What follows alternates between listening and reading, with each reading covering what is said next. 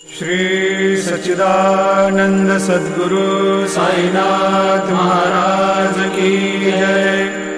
जोडो निया कर चरणी ठेविला माथा, परिसावे विनंती माझी पंढरीनाथा।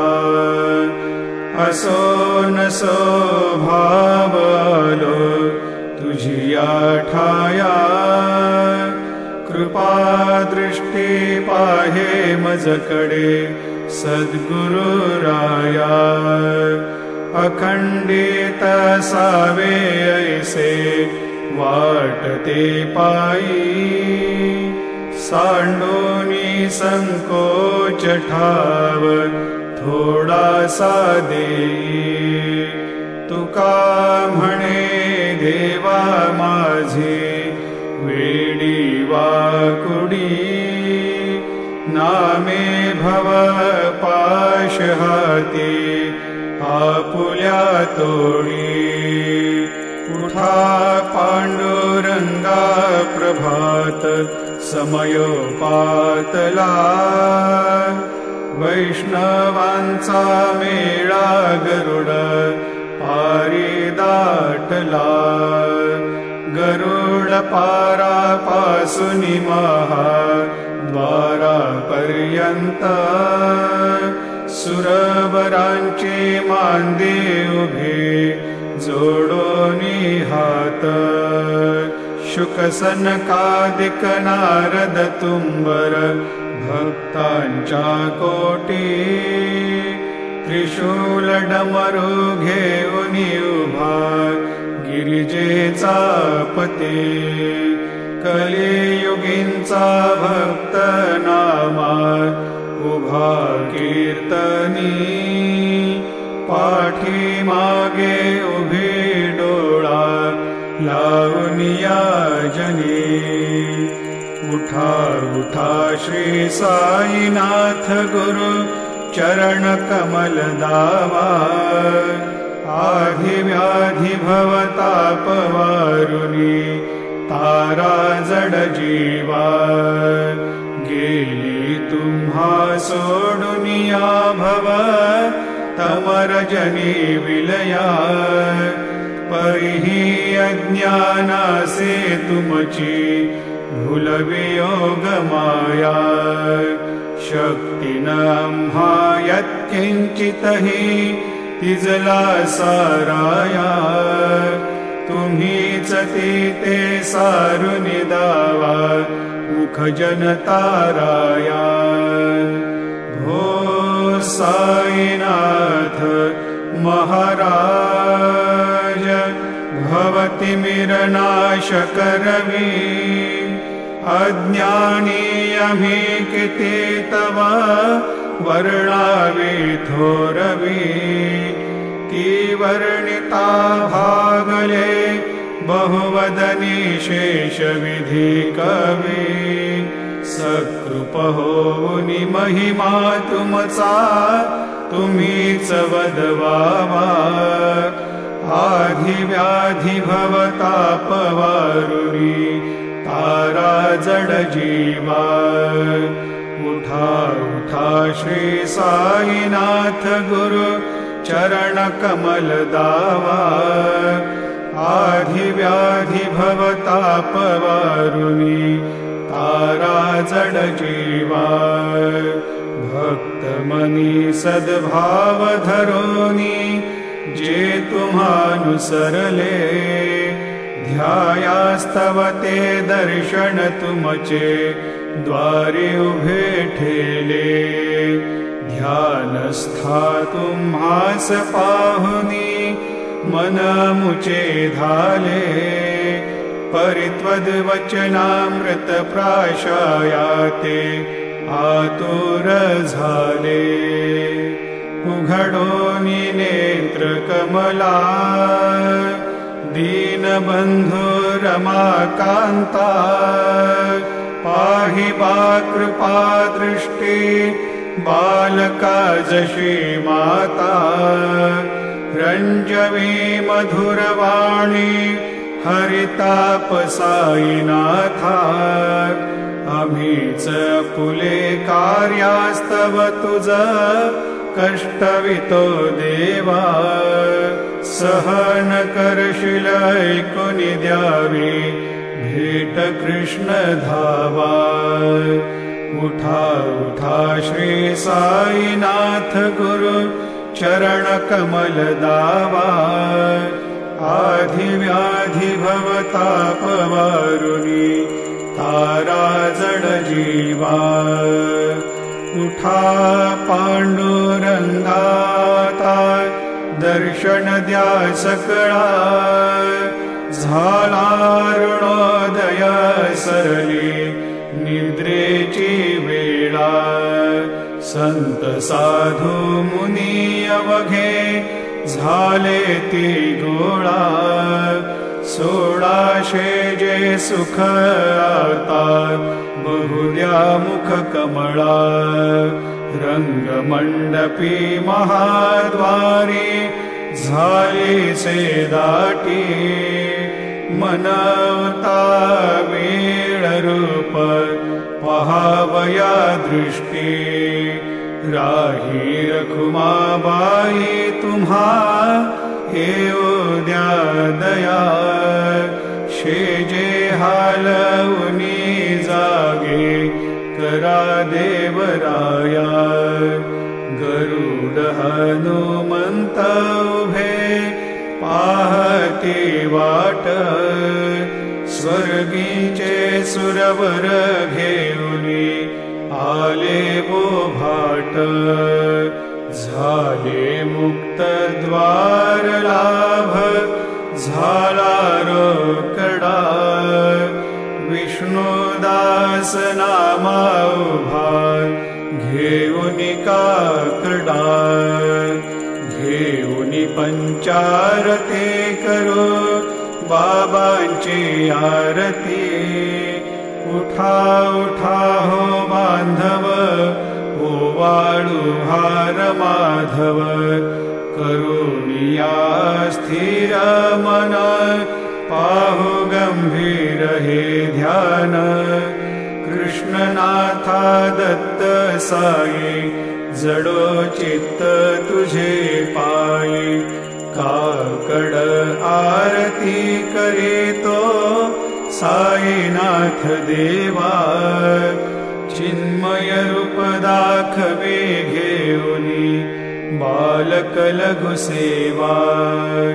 काम क्रोध मद मत्सर आटुनी काकडा केला वैराग्याचे तूप घालुनी मी तो भिजविला साईनाथ गुरु भक्ती ज्वलने तो मी पेटविला तदरुत्ते जाळुनी गुरुने प्रकाश पाडिला द्वैत तमानासुनी मिळवे तत्स्वरूपी जीवा चिन्मय रूप दाखवे घेऊनी बालक लघु सेवा काकड आरती करीतो साईनाथ देवा चिन्मय रूप दाखवे घेऊनी बालक लघु सेवा भूखे चरव्या पुनी अवघे हृत्कमली राहसी तोचे दत्त देव शिरडी राहुनी पावसी राहुनेथे अन्यत्र हि तू भक्तास्तव धावसी निरसुनिया संकटा दासा अनुभव दाविसी न कळे त्वल्लीला हे कोण्या देवा वा मानवा चिन्मय रूप दाखवे घेऊनी बालक लघु सेवा काकड आरती करीतो साईनाथ देवा चिन्मय रूप दाखवे घेऊनी बालक लघु सेवा त्वद्यश दुन्दुभिने सारे अंबर हे कोंदले सगुणमूर्ती पाहण्यातुर जनशिरडी आले प्राशुनी त्वद्वचनामृतामुचे देहभान हरपले सोडुनिया दुराभिमान मानस त्वच्चरणी वाहिले कृपा करोनी साई माऊले दास पदरी घ्यावा चिन्मय रूप दाखवे घेऊनी बालक लघु सेवा काकड आरती करे तो साईनाथ देवा चिन्मय रूप दाखवे घेऊनी बालक लघु सेवा भक्तीचिया पोटी बोध काकडा ज्योती पंच प्राण जीवे भावे ओवाळू आरती ओवाळू आरती माझ्या पंढरीनाथा माझ्या साईनाथा दोन्ही कर जोडोनी चरणी ठेविला माथा काय महिमा वर्णो आता सांगणे कीती कोटी ब्रह्म हत्या मुख पाहता जाती राई रखुमाबाई उभ्या दोघे दोबाही मयूर पिच्छ सामरे ढाळीते ठाईंचे ठाई तुका म्हणे दीप घेऊनी उन्मनीत शोभा विटेवरे उभा दिसे लावण्य गाभा उठा साधु संत साधा आपुलाले हित जाईल जाईल हा नरदेह मग कैचा भगवंत उठोनिया पहाटे बाबा उभा सेविटे चरणतयांचे गोमटे अमृत दृष्टी अवलोका उठा उठा हो वेगेशी चला जाऊया रावळाशी जळतील पातकांच्या राशी काकड आरती देखिलिया जागे करा रुक्मिणीवरा देवा हे निज सुरात वेगे लिंबलोण करा दृष्ट होईल तयासी दारी वाजंत्री वाजती ढोल दमामे गर्जती होतसे काकड आरती माझ्या सद्गुरुरायाची सिंहनाद शंख भेरी आनंद होतसे महाद्वारी केशवराज विटेवरी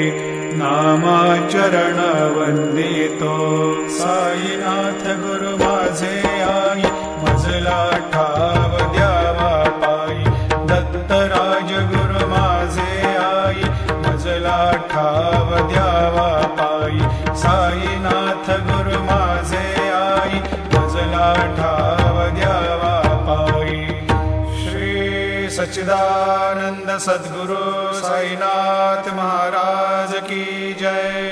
प्रभात समयी नभा शुभ रवी प्रभा फाकली स्मरे गुरु सदा अशा समयी त्या छळे नाकली म्हणून कर जोडुनी करू आता गुरु प्रार्थना समर्थ गुरु साईनाथ पुरवी मनोवासना तमा निरसी भाणु हा गुरु हिनासी अज्ञानता परंतु गुरुची करी न रवी कधी साम्यता पुन्हा तिमिर जन्म घे गुरु कृपेनी अज्ञानना समर्थ गुरु साईनाथ पुरवी मनोवासना रवी प्रगट होऊनी त्वरित घालवी आलसा तसा गुरु ही सोडवे सकल दुष्कृती लालसा हरोनी अभिमान ही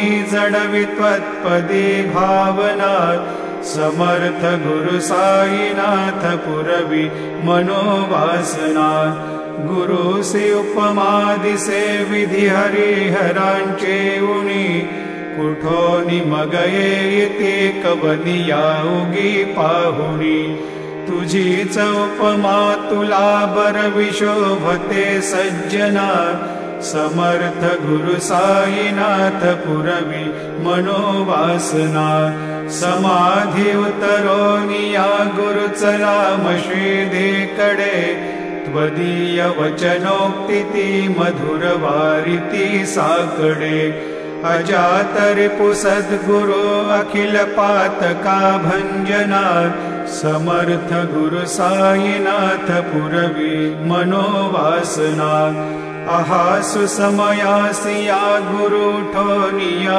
बैसले विलोकुनि पदाश्रिता त्वदीय आपदे नासिले असा सुहितकारिया जगति कोनिहि अन्यना समर्थ गुरु साईनाथ पुरवी मनोवासना असे बहुत शाहणा परिन जा गुरुची कृपा न तस्वहित त्याकडे करीतसे रिकाम्या गपा जरी गुरुपदाधरी सुदृढ भक्तीने तो मना समर्थ गुरु साईनाथ पुरवी मनोवासना गुरो विनती मी करी हृदय मंदिरी या बसा समस्त जग हे गुरु स्वरूप ठसो मानसा घडो सतत सत्कृती मती दे जगत पावना समर्थ गुरु साईनाथ पुरवी मनोवासना प्रेमे या अष्टकासी पढुनि गुरुवरा प्रार्थिजे ते प्रभाती त्यांचे चित्तासी देतो अखिल हरुनिया भ्रांती मी नित्य शांती ऐसे हे साईनाथे कथुनि सुचविले जेविया बालकाशी देवे त्या कृष्ण पायी नमुनि सविनये अर्पितो अष्टकासी श्री सच्चिदानंद सद्गुरु साईनाथ महाराज की जय। साई रहम नजर करना बच्चों का पालन करना साई रहम नजर करना बच्चों का पालन करना जाना तुमने जगत पसारा सब ही झूठ जमाना जाना तुमने जगत पसारा सब ही झूठ जमाना साई रहम नजर करना बच्चों का पालन करना साई रहम नजर करना बच्चों का पालन करना मैं अंधा हूँ बंदा आपका मुझसे प्रभु दिखलाना मैं अंधा हूँ बंदा आपका मुझसे प्रभु दिखलाना साई रहम नजर करना बच्चों का पालन करना साई रहम नजर करना बच्चों का पालन करना दास गणों कहे अब क्या बोलो थक गई मेरी रसना दास गणों कहे अब क्या बोलो थक गई मेरी रसना साई रहम नजर करना बच्चों का पालन करना साई रहम नजर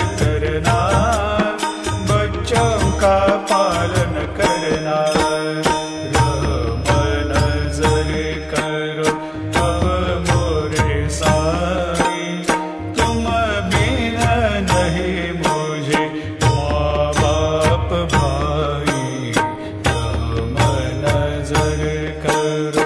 मैं अंधा हूँ बंदा तुम्हारा, मैं अंधा हूँ बंदा तुम्हारा।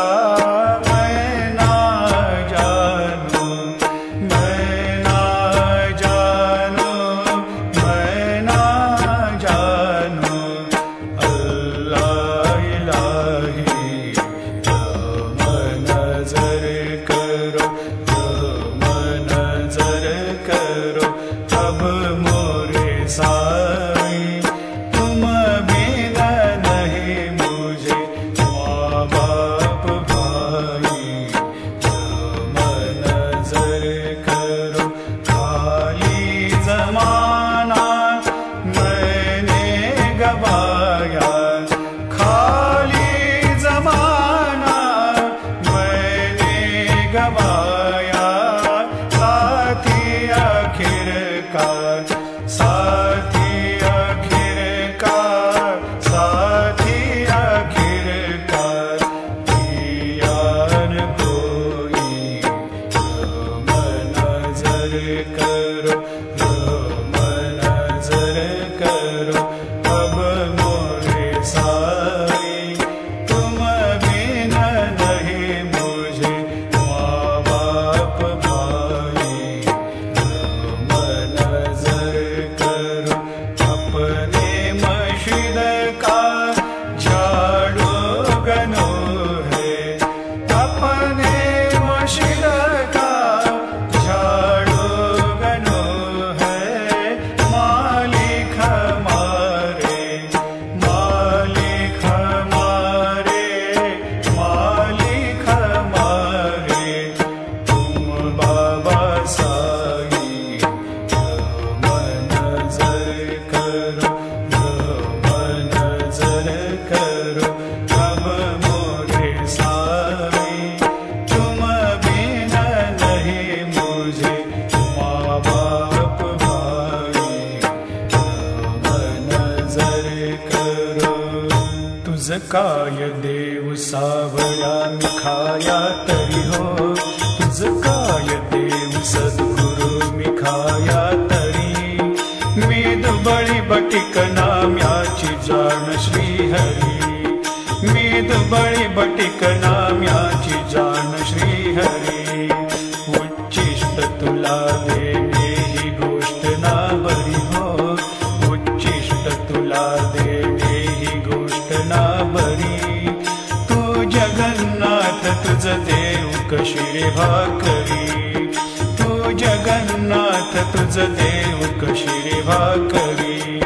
नकोवंत मदीय पाहू सख्या भगवंता श्रीकांता। माध्यान्ह रात्र उलटून गेली आता न चित्ता।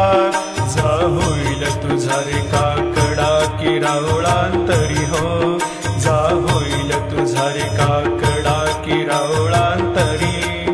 आणतील भक्त नैवेद्य ही नाना परी, आणतील भक्त नैवेद्य ही नाना परी। तुझ काय देव सावळ्या मिखाया तरी हो, तुझ काय देव सद्गुरु मिखाया तरी। मी दुबळी बटीक नाम्याची जाण श्रीहरी, मी दुबळी बटीक नाम्याची जाण श्रीहरी।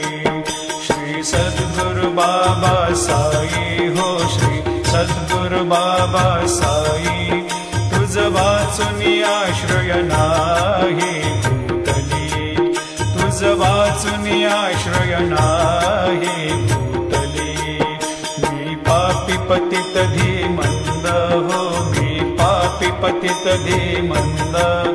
तारणे मला गुरुनाथा झडकरी, तारणे मला साईनाथा झडकरी। तू शांती क्षमेचा मेरू हो, तू शांती क्षमेचा मेरू।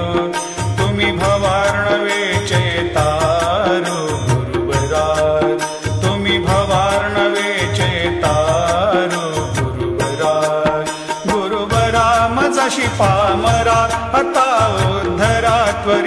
लवलाही त्वरित लवलाही मी बुडतो भव भय डोही उद्धरा मी बुडतो भव भय डोही उद्धरा श्री सद्गुरु बाबा साई हो श्री सद्गुरु बाबा साई तुझ वाचून आश्रय नाही भूतली तुझ वाचून आश्रय नाही भूतली श्री सच्चिदानंद सद्गुरु साईनाथ महाराज की जय।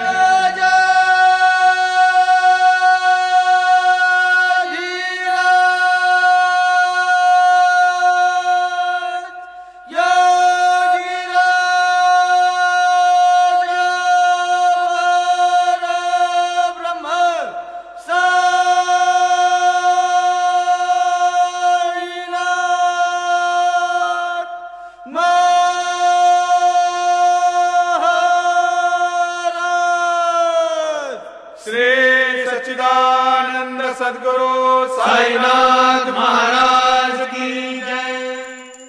श्री सच्चिदानंद सद्गुरु साईनाथ महाराज की जय। घेऊन पंचारती करू बाबांची आरती करू साईंची आरती करू बाबांची आरती उठा उठा हो बांधव वाळू हार माधव साईर माधव वाळू हार माधव करुणिया स्थिर मन पाहु गंभीर हे ध्यान साईंचे हे ध्यान पाहु गंभीर हे ध्यान कृष्णनाथा दत्त साई जडो चित्त तुझे पायी चित्त बाबा पायी जडो चित्त तुझे पायी आरती साई बाबा सौख्यदातार जीवा चरणार जातली यावा दासा विसावा भक्ता विसावा आरती साई बाबा जाळुनी आनंद स्वस्वरूपी राहे दंग मोमोक्ष जनादावी निज डोळा श्रीरंग डोळा श्रीरंग आरती साई बाबा जयामनी जैसा भाव तया तैसा अनुभव दाविसी दया घना ऐसी तुझी माव आरती साई बाबा तुमचे नाम ध्याता हरे संस्कृते व्यथा अगाध तव करणी मार्ग धाविसी अनाथा धाविसी अनाथा आरती साई बाबा कलियुगी अवतार सगुण परब्रह्म साचार अवतीर्ण झालासे स्वामी दत्त दिगंबर दत्त दिगंबर आरती साई बाबा आठा दिवसा गुरुवारी भक्त करे ते वारी प्रभुपद पाहावया भव भय निवारी आरती साई बाबा माझा निज द्रव्य ठेवा तव चरण रज सेवा मागणे हेची आता तुम्हा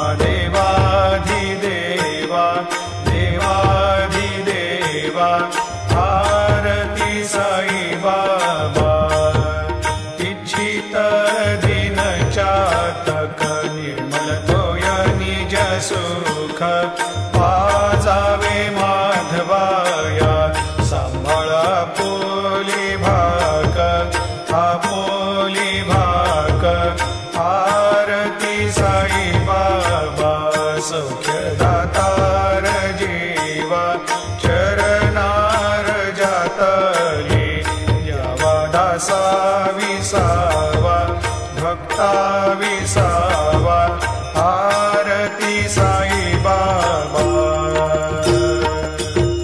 जय देव दत्तावधूता हो साई अवधूता जोडून कर्तव चरणी ठेवी तो माथा जय देव अवतरशे तो येता धर्माते ग्लानी नास्तिकांनाही तुला विसी निज भजनी दाविसी नाना लीला संख्य रूपानी हरिसी दीनांचे तू संकट दिनर्जनी जय देव दत्ता अवधूता हो साई अवधूता जोडून कर्तव चरणी ठेवी तो माथा जय देव यवन स्वरूपी क्या दर्शन त्वादि भले संशय निरसुनिया तद्वैता घालविले गोपी चंदा मंदा त्वाची उद्धरिले मोमिन वंशी जन्मुनि लोका तारियले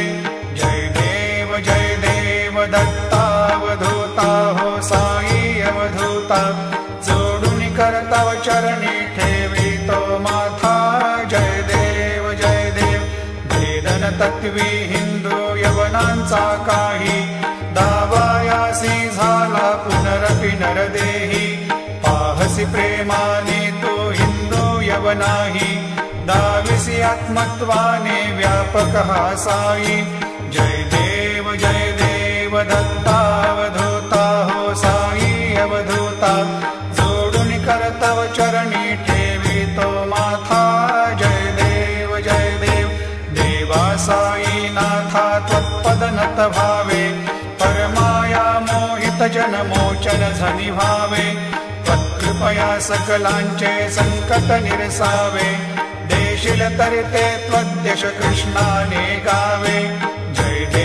जय देव दत्तावधूता हो साई अवधूता जोडून कर्तव चरणी ठेवी तो माथा जय देव शिर्डी माझे पंढरपूर साई बाबार मावर साई बाबार मावर शुद्ध भक्ती चंद्रभागा भाव पुंडलिक जागा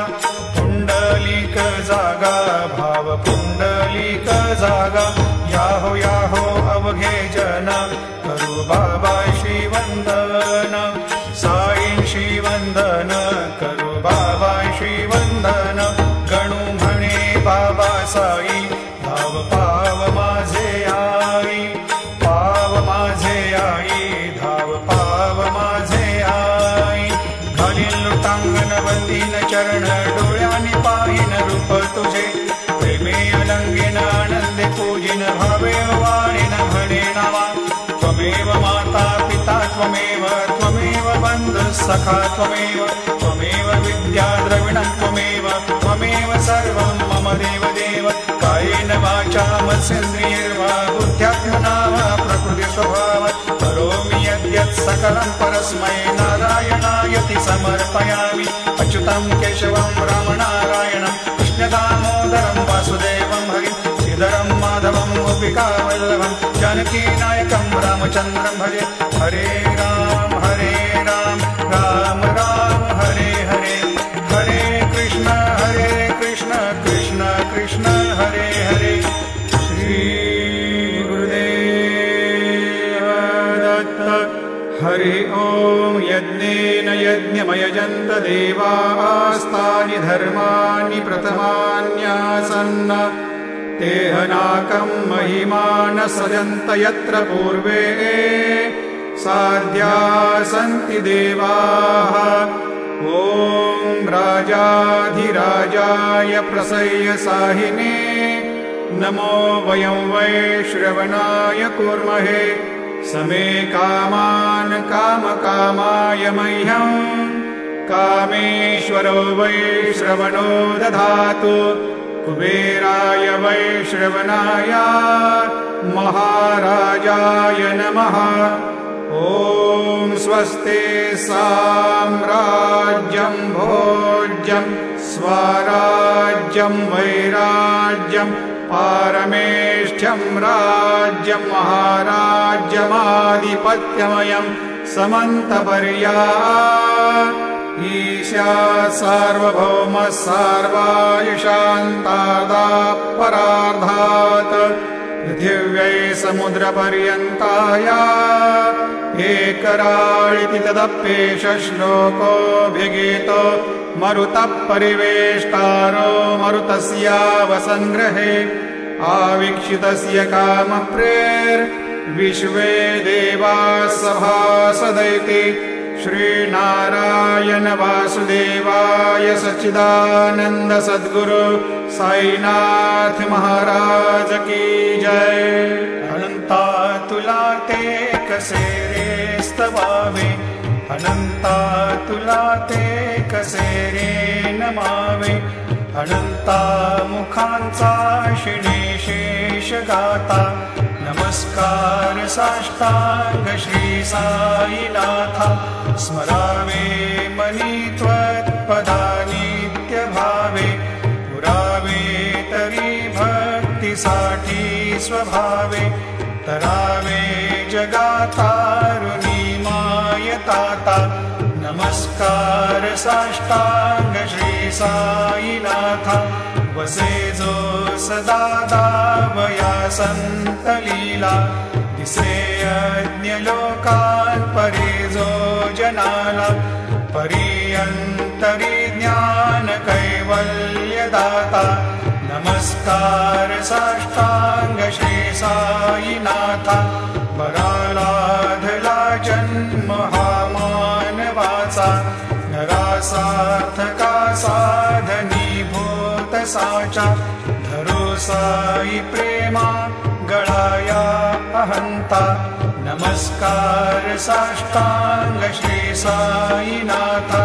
धरावे करी सान अल्पज्ञ बाला, करावे आम्हा धन्य चुंबो निगाला। मुखी घाल प्रेमे खरा ग्रास आता, नमस्कार साष्टांग श्री साईनाथा। सुराधिक ज्यांच्या पदावंदिताती, शुकाधिक ज्यांचे समानत्व देती। प्रयागादि तीर्थे पदी नम्र होता, नमस्कार साष्टांग श्री साईनाथा। तुझ्या ज्या पदा पाहता गोप बाली, सदा रंगली चित स्वरूपी मिळाली। करी रास क्रीडा सवे कृष्णनाथा, नमस्कार साष्टांग श्री साईनाथा। तुला मागतो मागणे एक द्यावे, करा जोडितो दीन अत्यंत भावे। भवी मोहनी राज हातारी आता, नमस्कार साष्टांग श्री साईनाथा। ऐसा येई बासाई दिगंबरा, अक्षय रूपावतारा सर्वहि व्यापक तो श्रुतिसारा। अनुसया त्रिकुमारा बाबा येई बा, काशी स्नान जप प्रतिदिवशी। कोल्हापुर भिक्षेशी निर्मल नदी तुंगा, जलप्राशी निद्रा माहुर देशी। ऐसा येई बा जोडी लोंबत सेवाम करी, त्रिशूल डमरुधारी भक्ता वरद सदा सुखकारी। देशील मुक्तिचारी ऐसा येई बा, पायी पादुका जपमाला। कमंडलो मृगछाला धारण करी शिवा, नाग जटा मुकुट शोभतो माथा। ऐसा येई बा तत्पर तुझाया जे ध्यानी, अक्षय त्यांचे सदनी लक्ष संकटवारुणी ऐसा येई बा या परिध्यान तुझे गुरुराया दृश्य करी नयनाया पूर्णानंद सुखे ही काया लामिसी हरि गुण गाया ऐसा येई बा साई दिगंबरा अक्षय रूपावतारा सर्व ही व्यापक तो श्रुति सारा अनोसया त्रिकुमारा बाबा येई बा सदा सस्वरूपं चिदानन्दकन्दं जगत्सम्भवस्थान संहार हेतुं स्वभक्तेच्छया मानुषं दर्शयन्तं नमामीश्वरं सद्गुरुं साईनाथं भवद्वान्तविध्वंसमार्तण्डमीड्यं मनोवागतीतं मुनिर्ध्यानगम्यं जगद्व्यापकं निर्मलं निर्गुणत्वां नमामीश्वरं सद्गुरुं साईनाथं भवाम्भोधिमग्नार्दितानां जनानां स्वपादाश्रितानां स्वभक्तिप्रियाणां समुद्धारणार्थं कलौ सम्भवन्तं नमामीश्वरं सद्गुरुं साईनाथं सदा निम्बवृक्षस्य मूलाधिवासा सुधाश्राविणं तेक्तमप्यप्रियन्तं तरुं कल्पवृक्षाधिकं साधयन्तं नमामीश्वरं सद्गुरुं साईनाथं सदा कल्पवृक्षस्य तस्याधिमूले भवद्भावबुद्ध्या सपर्यादिसेवां नृणां कुर्वतां भुक्तिमुक्तिप्रदन्तं नमामीश्वरं सद्गुरुं साईनाथं अनेकाश्रुता तर्क्यलीला विलासै समाविष्कृतेषान् भास्वत्प्रभावम् अहं भावहीनं प्रसन्नात्मभावं नमामीश्वरं सद्गुरुं साईनाथं सतां विश्रमाराममेवाभिरामं सदा सज्जनैः संस्तुतं सन्नमद्भिः जनामोददं भक्तभद्रप्रदन्तं नमामीश्वरं सद्गुरुं साईनाथं अजन्माद्यमेकं परब्रह्म साक्षात् स्वयं सम्भवं राममेवावतीर्णं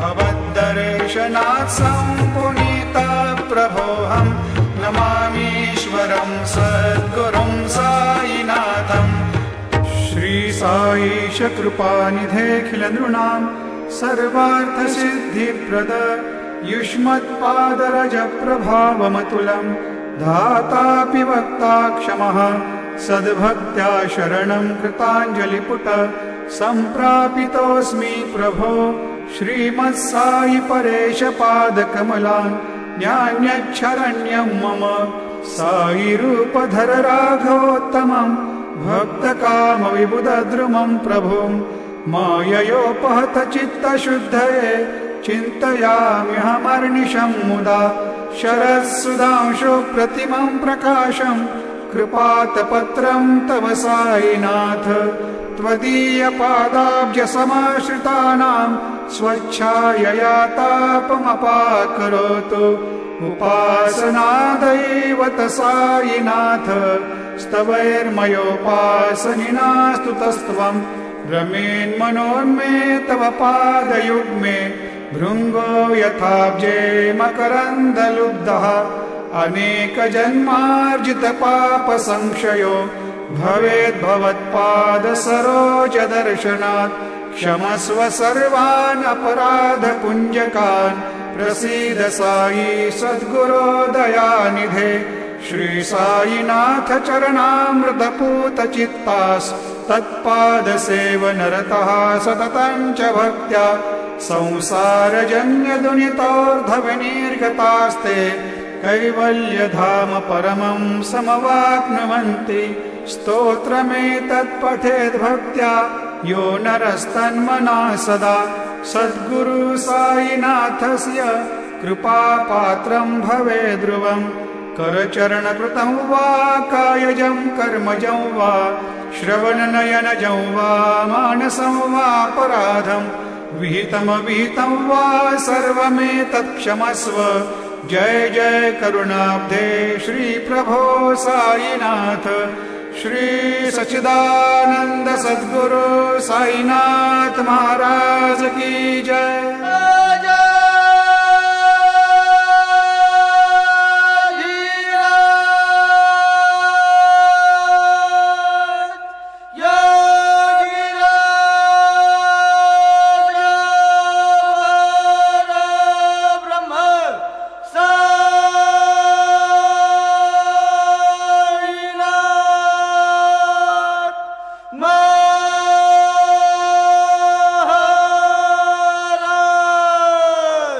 श्री सच्चिदानंद सद्गुरु साईनाथ